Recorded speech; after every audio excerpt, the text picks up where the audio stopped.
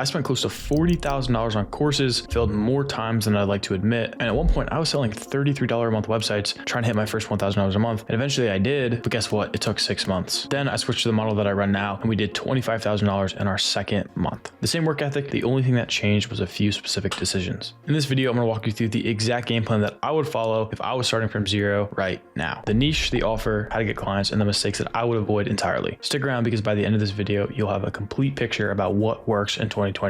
The first thing that I want to talk about is the niche and the offer. So a lot of people waste time on this step, trying to pick, the perfect niche to go after and see which industry is going to make them a millionaire. When in reality, each niche has its benefits and its negatives. And it's kind of hard to pick the perfect one because they're not all perfect. Okay. But there are some niches that we want to completely, entirely avoid because it's going to make our lives a lot harder. So one of the main things that I like to look for is if it actually makes sense for the person that I'm trying to work with on their end to pay me. If I'm working with some type of contractor that does $50 grass cuts, for example, and I'm trying to charge him $2,000 a month, well, I have to get him a ton of work and a ton of jobs just to make it make sense for him, or just hit a break-even point. I like to find people that their ticket price for their jobs, maybe they sell to their customers a $15,000 thing, a $20,000 thing, and maybe they're already doing some sort of marketing. So that way when I come in, it makes sense. All I have to do is just get them one job in their field. If they spend $2,000 with me and they land a $10,000 job, okay, well, that's a no-brainer for them. I also want to make sure that there's enough people in this industry so that way I can actually grow my business and not cap out at a certain point. Because if you're in an industry where say there's, 5,000 business owners in this one section, and then there's another industry where there's a million, in the million group, I'm not even going to have to get that many clients. And I'm also going to be able to grow and expand long-term. But in the smaller group, I'm actually limited to how big I can grow and how many clients that I can actually get in that specific market. And so when I actually go about picking what kind of industry I want to go into, I like home service businesses a lot. There's certain ones that I want to stay away from, but for the majority of them, they want to grow and it actually makes sense for them to invest in some sort of marketing. Now, what does that actually look like? We have roofers, we have home remodelers, we have, hardscaping contractors. You can do fencing, you can do like concrete work, anything where the ticket price of the job is big enough. Again, we don't want to go for some sort of, landscaper who's doing $50 grass cuts or a few $100s for a mulching job, because we have to get them so much work for them to be profitable. But if we work with a roofer and we get them one job that's a $20,000 roof and they've only spent $1,000, $2,000, $3,000 with us, well, it's a no-brainer for them to keep working with us and stay long-term, which also plays into the factor of what kind of service are we actually offering these people. If we're doing some sort of low ticket thing, then we have a little bit more freedom of who we can actually work with. But if we're doing some sort of high ticket service, then we're a little bit more constricted, but obviously we can still make it work completely. Both work. It really just kind of depends on how we actually want to build our business. Because if we look at what I was doing when I was selling $33 a month websites, if I wanted to hit $10,000 a month, that's over 300 clients that I would have to sign. I'm the landscaping niche and there's over 600,000 landscapers. And yeah, 300 isn't a lot in that industry, but if I wanted to hit only $10,000 a month, I would need to hit 300 people. But if I was doing some sort of high ticket service, say $2,000 a month, I would only need 15 clients and that would be $30,000 a month. But regardless, landscaping is a good niche because there's over 600,000 of these landscapers and I only need, a small portion to make that much money. In 2026, there's a massive influx of new people in the market selling things like AI automations or SaaS. When meanwhile, the only thing that these business owners really care about is more customers for their business. They don't really care how you do it, how you get them the work, or how you get them the jobs. They just want the jobs. So now we can actually talk about the offer that we're going to choose, because this is one of the most important aspects, especially in the beginning stages of our business. So when it comes to actually choosing an offer, I like to make my offer very simple and straightforward for my prospects to understand. Previously, before I just started running ads for my clients, I had a bunch of different services I was doing. I was helping them set up their CRM and go high level. I was helping them do their Facebook page, their Google My Business, their website. I was just doing a bunch of different services. And we would talk to the prospects. It would actually just completely confuse them. And they would actually, have objections like, oh, I need to think about it, because it was never actually specifically clear on what we would do for them. And on top of that, we were selling the features and the things that we were going to do. We weren't selling the outcome, which is what they really wanted,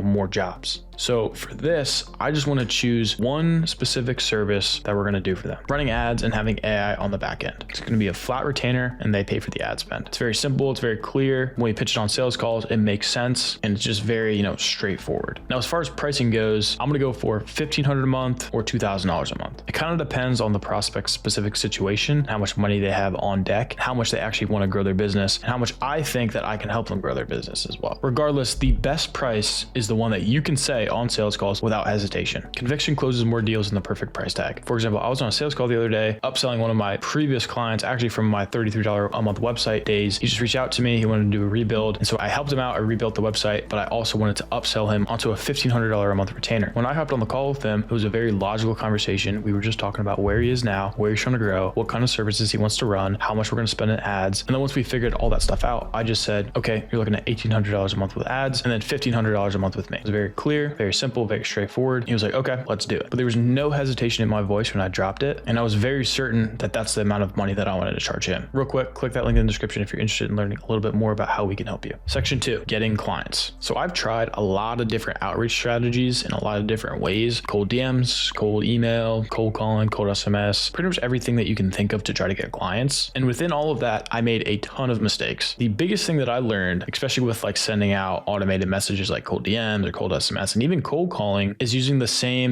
concrete copy and paste strategy. The reason that is so bad is because there's no like real human connection and no real conversation that's actually happening. People buy from people, and you need to make your conversations very relatable and actually make sense and talk to them like a real person in a sense. So many people now just go on YouTube, they find some script and they instantly just copy it and then send it out to a bunch of people, but it's not original to them. When you're talking to somebody and using some words that somebody else wrote and you didn't actually take the time to figure out why that thing was working and write it yourself, people are going to be able to pick up on that and then instantly categorize you with, salespeople, resistance, all this stuff. And they're just going to subconsciously not even want to talk to you. But now let's talk about the 3 main strategies that I like the most when it comes to getting clients. The first thing is obviously cold calling. Now, I know you guys have heard this a lot, but this is the fastest path to getting your first client, whether it's a low ticket deal or a high ticket deal. But it's also, I know, the thing that you dread the most and don't want to do. But that's exactly why you should do it. That pain that you're trying to avoid is the exact pain that you need to go through to become the person that you need to be to actually close these deals. Most people are trying to avoid cold calls so much that they'll try anything, literally anything, and waste time doing anything else besides what actually is going to get them to the position that they want to go into. Right? They're doing cold DMs, they're reaching out to people through emails, they're just, making a website. They're not doing the thing that is actually going to get them to a place that they want to go to. And at the start, cold calling is the most valuable thing that you can possibly learn because you're actually talking to the business owners that you're trying to work with. You're understanding their pain points, you're understanding where they want to go, what kind of things that they deal with on a day-to-day basis, what things that they're trying to avoid entirely. You learn like their lingo, you learn exactly how they work, how their businesses work, just everything specifically about them. And that goes back to when I was talking about, dropping price, is because you actually need to have so much conviction in your service, what you're talking about. You can actually relate to these prospects so well so they actually want to buy from you.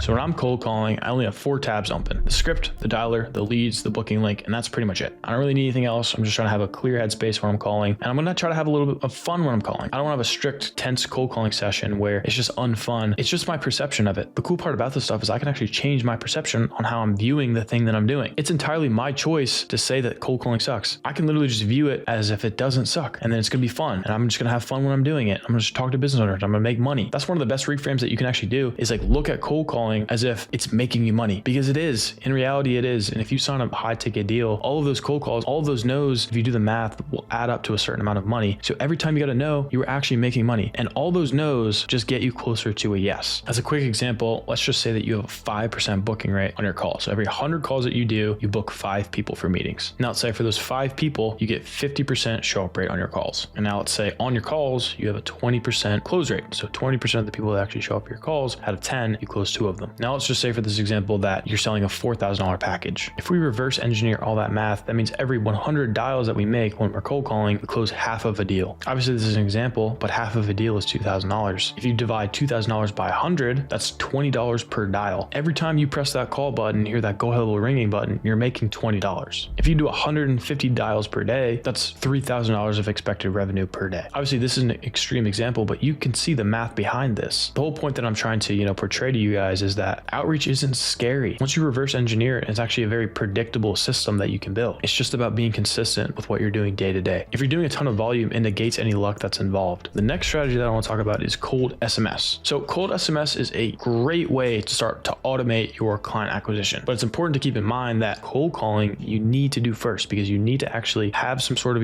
sales process, sales skills, and understand your prospects just enough so that way when you go to run cold SMS, it actually makes sense for you and you know what to say when you're actually on the phone with these people. So what cold SMS is, but cold SMS at its core is just you're sending out a bunch of text messages to a bunch of business business owners instead of calling those leads up manually. It works great to just do it by itself, or on top of everything, especially if you're starting out, chances are you have a lot of time. So you can cold call and cold SMS at the exact same time. And that way you're just being as efficient as possible. The nice part about cold SMS is obviously you're sending out messages, so you can send out a ton more volume compared to, manually just doing 100 calls a day. You can send out 500 text messages, 1,000 text messages a day. And on top of that, it's completely automated. And all you're doing is talking to positive replies. Now, the third strategy that I like the most to close clients is paid ads. But I want to be very clear that you don't want to start here at all, okay? Because paid ads, obviously you're spending money. I like to start with about $50 a day. But if you're booking meetings, but you have no sales skills, you don't understand your prospects at all, you don't even know your offer very well, and you're just kind of burning money. But once you have some sort of revenue from your outreach, or maybe you have a job and you got really good at sales and you just have a really clean cut sales process and you are very, very confident that you can close clients, I recommend running paid ads more than anything else. It's the fastest way to sign clients. You're only talking to people that want some sort of service that you're providing. And at the end of the day, this is how you're actually going to be able to scale your agency to the point where you're making,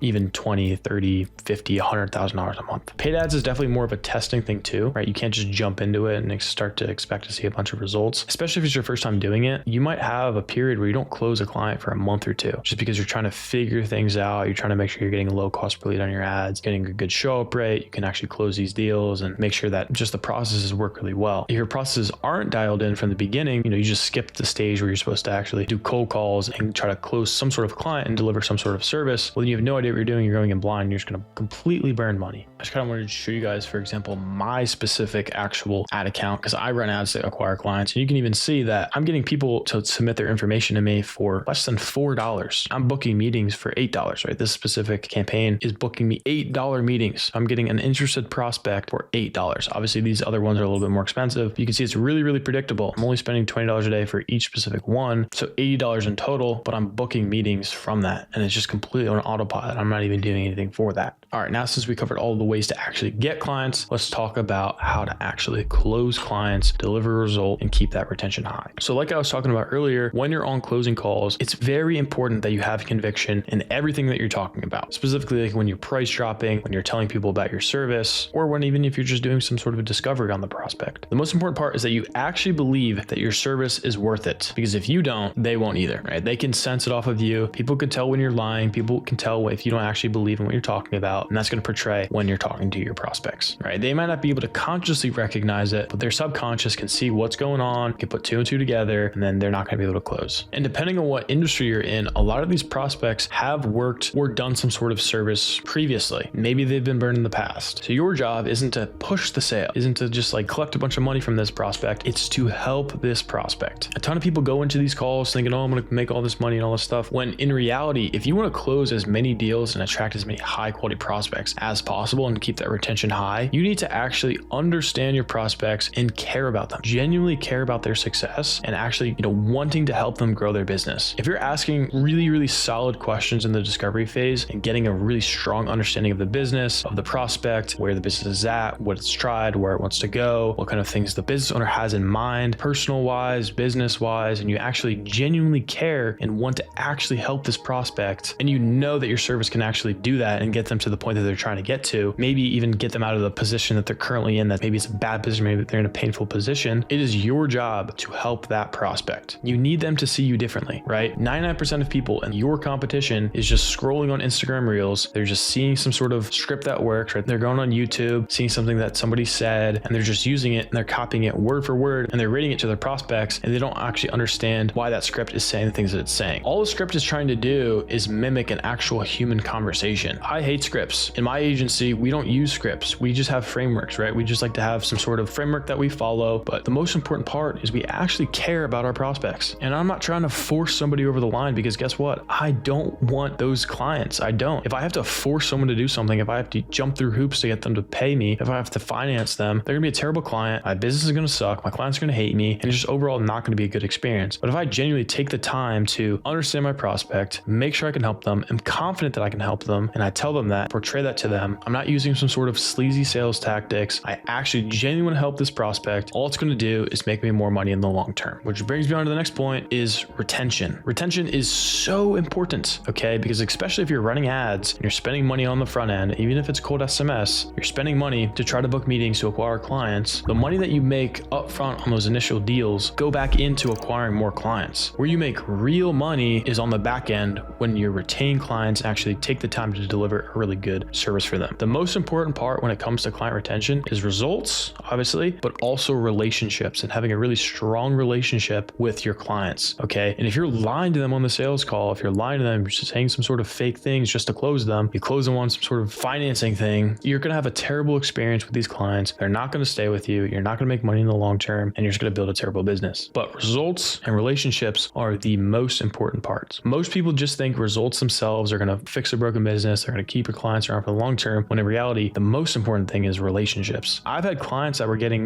break-even results. They weren't seeing a huge return, but they just liked us so much that they didn't want to leave us. They just trusted us. We had this one client who they were getting break-even results for the first 3 months of us working with them. They weren't seeing any return. It was nothing really that crazy. They just liked us so much that they stayed with us. And then we went to the fall season, and then in 2 months, we switched the offer on the ads, because they trusted us. We knew what we were going to do, and they made $200K just with working with us within that 2 months, just because they stayed with us. But if we wouldn't have taken the time to build that really strong relationship, set the correct expectations in the beginning, then they would have just left us and they wouldn't have made that much money. But another important thing is setting very strong, very clear expectations on exactly what's going to happen. And a lot of the time, I like to set very low expectations to my clients. I like to tell my clients that, hey, listen, a lot of the times it might take 3 or 4 weeks for you to start getting qualified, consistent results that you're looking for. Some people, they get results next day or as soon as we turn the ads on. Some people, it takes over a month. I like to tell people 3 to 4 weeks. Does it ever take 3 to 4 weeks? Hell no. Hell no. I'm really good at service delivery. We deliver really, really good results. And most of the time we get results the same day we turn the ads on. But I want to set those expectations really, really low so that when we exceed them, they get really happy and they actually want to stay to see what the results are going to look like over the long term. The onboarding process is so critical when it comes to keeping clients. After you close a prospect, you need to constantly be reinforcing them and almost going through the sales process every single time you talk to them to make sure that they know that they made the correct decision to work with you. You need to make sure that you have a great onboarding call process. You need to make sure that you have a great launch call. You need to make sure you have good check-in calls and have a structure to all of this stuff. Now you can take absolutely everything that I just walked through, sit down and start actually building things on your own. And honestly, if you're actually willing to put in the work, you're probably going to figure it out eventually yourself. I know that because that's exactly what I did for 4 years. Spending $40,000 on courses, burning through bad offers, burning through clients, burning through different strategies, burning through a lot of money before figuring out something that actually worked. So if you're interested in working with me, click that link in the description. And if this video gave you some clarity on what the game plan actually looks like, hit that subscribe button because I'm going to keep breaking down exactly what's working for me and my students. And I'll see you guys in the next one. Peace.